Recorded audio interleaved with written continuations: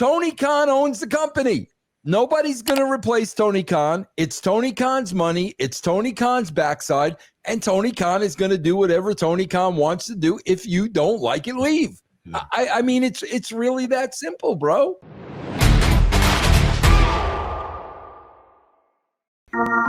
What's going on, everybody? This is Dr. Chris Featherstone here with Vince Russo for yet another episode of Russo. Vince Russo, how are you, my friend?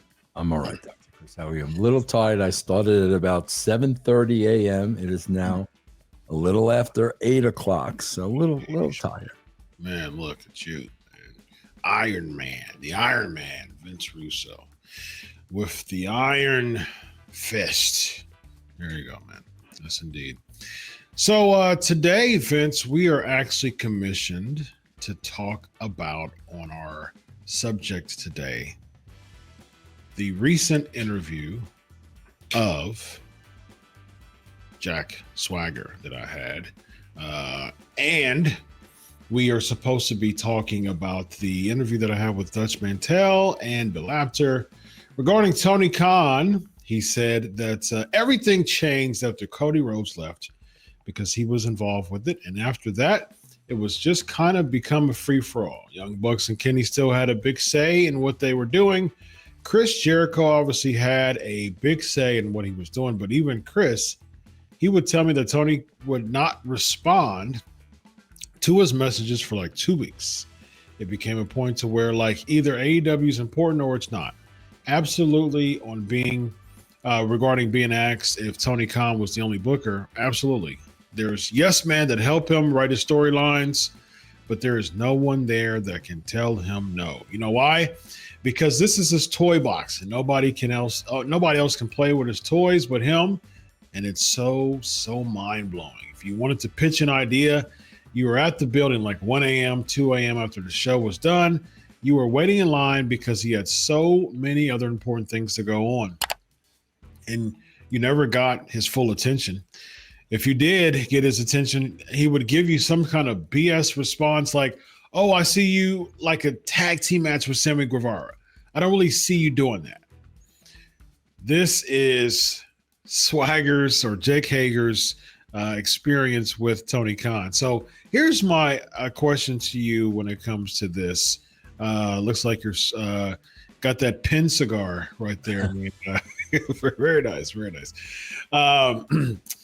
Here's my question to you regarding this particular situation. One, do you think many other people think about that toward Tony Khan? And then two, do you think that the money is above the actual real thoughts about working with him? Or three, do you think that Jake just had a one-off bad experience, or maybe just a couple other people had bad experiences? Overall, it's a pleasure working with Tony Khan. What do you think, man? What do you think about this situation? I think, and I've said this all along, it is Tony's play box. Mm-hmm. Tony owns the play box. Yep. Tony can do whatever Tony wants to do. Yep. If you don't like it, leave. Mm-hmm. It's that simple. Yep. It really, I criticize, there's a huge difference. I criticize Triple H's booking. Triple H does not own the company. Triple H does not own WWE. Therefore, I believe Triple H should be replaced in his role as creative officer. I do not think he's doing a good job. Now, I would have never said that about Vince McMahon. He owns the company. Mm-hmm. Tony Khan owns the company. Nobody's going to replace Tony Khan. It's Tony Khan's money. It's Tony Khan's backside. And Tony Khan is going to do whatever Tony Khan wants to do. If you don't like it, leave. Yeah. I mean, it's really that simple, bro. Yeah. That's true. I mean, I didn't like, Chris, listen, I didn't like my situation at TNA at the end when Bruce was there and Hulk was there and Eric left. I didn't bellyache and complain and kvetch over it. I left. I had a choice. I left. You don't like the way things are, no problem, leave. Yeah, I think that's, objectively that's true, but of course there's contractual, obligations that come with that too. So he said that there's an 18-month contract, and if he's coming from the very beginning saying that it wasn't a pleasure to work with him, I'm sure that 18 months was pretty difficult as far as his overall experience. It just makes me wonder if other people, I mean, that's the thing, man. You know how it is when working with contracts. I know how it is working with contracts. Unless there's a clause to get out for certain reasons and things like that, a lot of times it's just like you just got to put up with it. You just got to put up with it. Yeah, Chris, I think that's baloney though, because Hager didn't have a irreplaceable role at AEW. He was another name on the roster. He wasn't. Not initially, though. Not initially. Yeah, well, I watched those early years because at that time when Hager came to AEW, he was actually in the heyday of his MMA run, and so he ended up getting in phenomenal shape, and they used him pretty good in the very beginning, and then they put him right into the Jericho or the Inner Circle or whatever. So after his initial run, what you're saying is true, but how they brought him in was pretty strong. I just find it hard to believe that if you have a contract for 18 months, if you have a contract for a year or whatever it is, and you go to your boss and say, I am unhappy, I would like to be relieved of my contract, I can't believe any boss would say no. What they would do is say, okay, no problem. I don't want anybody here that's not happy. However, there's going to be a non-compete where I'll give you your release, but you can't work for this wrestling company, whatever, for the next 6, whatever it is. There is no boss that is going to deny you a release from your contract if you are not happy working there. No, if you're a boss and you're keeping somebody employed that is telling you, I don't want to be here, you're an absolute idiot. Well, it's interesting that you said that, because there are multiple times where Vince would freeze people's contracts and not let them out within the past, like probably 10, 15 years. Rey Mysterio being one of them, Luke Harper being another, Brody Lee. And so there was time. I mean, there was a big thing with Rey, as far as just he would cause his contract to freeze. And even in AEW, that was the whole Rey Fenix thing. I was the one who broke the story about Phoenix and him having his contracts frozen, and him wondering what the heck is going on with his contract and wanting out of it. And so there's been, both with Vince and with Tony Khan, multiple instances of them freezing people's contract and not giving them the ability to leave. So it's happened. It's happened. Okay, so he's not using you and he's paying you and you're complaining. Yeah, but you've also said something about, and this part I think you have to incorporate as well when it comes to pride. It's that pride that we all have, as far as like, why am I being, like, for instance, FTR, when FTR was when they were the Revival in WWE, they were very unhappy because they were being used as, people who weren't as strong as they were before in NXT. And that within this industry, man, there's a sense of pride that, and we talk about this all the time. It's like pride, sense of dignity and self-worth is more valuable than any dollar sign. So I think Jake Hager. Chris, nobody in this United States of America, nobody is going to force you to work for them if you don't want to. Anybody can lawyer up and say, I've got this contract. I am not happy. It is affecting me emotionally, mentally, spiritually, physically, and I need to get out of this contract. Nobody is going to force you to work for them. As I said, they may turn around and say, okay, fine, we'll relieve you of your contract. We'll stop paying you, but you're not going to go work for the WWE for another year. They'll do something like that. But Chris, I remember I had a 2-year contract with WCW. Mm-hmm. I remember 3 months in, I was on the phone with my lawyer saying, I don't care what you have to do, whatever you have to do, get me out of this contract. Can you get me out of this contract? And they told me yes. Nobody can force you to work for them, bro, if it's affecting your health and your well-being. So I think basically the problem is that they're not happy and they don't want to leave that money on the table. And that could be true. I think two things can be true at the same time too, though.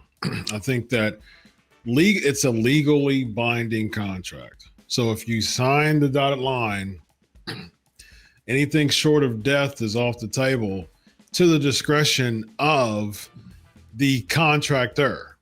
And so that's just how it works. And if someone wants to get out of the contract, it's really up to the signer to exonerate the signee or to let the signee be released from their contract. Absolutely not true. Because if I want to get out, not every case though, it's definitely true. It's definitely true. Chris, but I'm gonna say this. Let's take this for instance. If I really want to get out of my contract and you are not using me, or I don't like the way you're using me, whatever. Okay, my defense is going to be, I signed the contract because you told me we were going to do A, B, C, and D. You have not done that. You are not living up to your contract. Now you are talking about you clearly don't want to be there. You have lawyered up, and you mean to tell me your boss is now going to start paying legal fees, and he's going to get into a legal war with somebody who does not want to be there, when that now is going to cost them more money above and beyond their contract? I just don't think any rational human being is going to do that. Vince McMahon in his heyday, maybe, because Vince McMahon was all about shoving it up people's backsides. That's not Tony Khan. I don't think that's Tony Khan at all. So what you're saying is, okay, not only do I not want to be here, but now I'm going to have to pay money to lawyers to keep you here. And he did that with Ray Phoenix, though. He did it with Ray. Phoenix wanted out of his contract, right? Months and months and months before he did. And he was very vocal about that too. Okay, and but Khan didn't let him out. Okay, did Phoenix lawyer up and really try to get out, or did he just ask Khan, let me out of my contract? He lawyered up. Yep, he lawyered up. Yeah, he lawyered up. I wish I knew more. I know firsthand because I was the one who repeated the story, who reported the story. He lawyered up, man, and eventually he did get out of the contract, but it took months. Oh, okay, it took a long time. Okay. Yeah, I'm not saying it's an overnight process, Gotcha. but eventually he did get out of that contract. Yeah, he got out of the contract eventually. Yeah. I'm telling you, bro, it's like. People don't understand. It's Tony's company. Mm-hmm. He can do whatever he wants. Like that, you know, like I said, bro, I would have a different feeling about Triple H if it were his company. Triple H is reporting to people. And in my opinion, Triple H is not doing a good job in his position. Tony Khan owns the company. Nobody's replacing Tony Khan. So if you don't like Tony Khan's booking, then do everything in your power to get out of the company.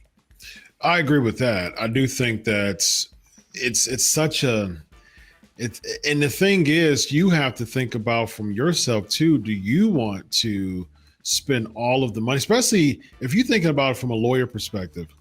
You're thinking someone like a Jake Hager that.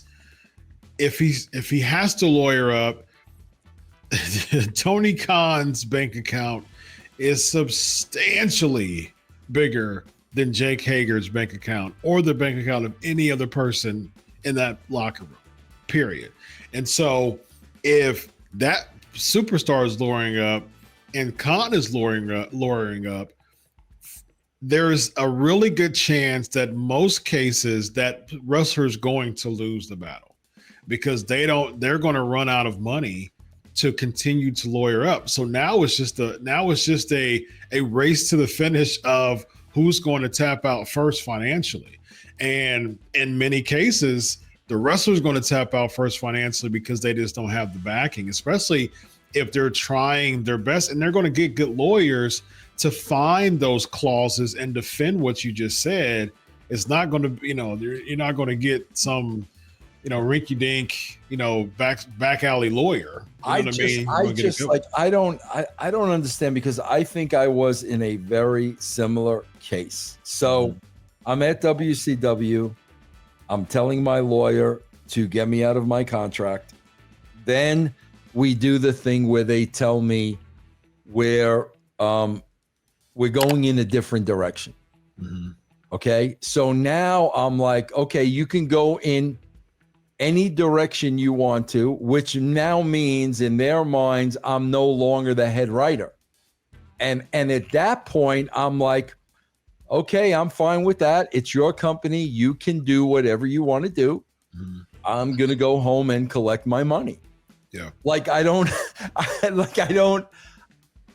That's different from you as a writer. Like to you, it's a job. Okay. It's a job for you versus the passion and the dopamine kick. You don't have the same criteria as a writer than a pro wrestler has. Like a pro wrestler literally is out there to get that high, to be an entertainer. A writer sees the fruit of his labor, from the ring and the production standpoint, which is good, but that's not nearly as comparable than the dopamine rush that wrestlers get. I think sometimes you forget the fact that I was a world champion. There it is right there. No, you're right, Chris. You're right. It's two different mindsets. I agree with 1,000%. Indeed.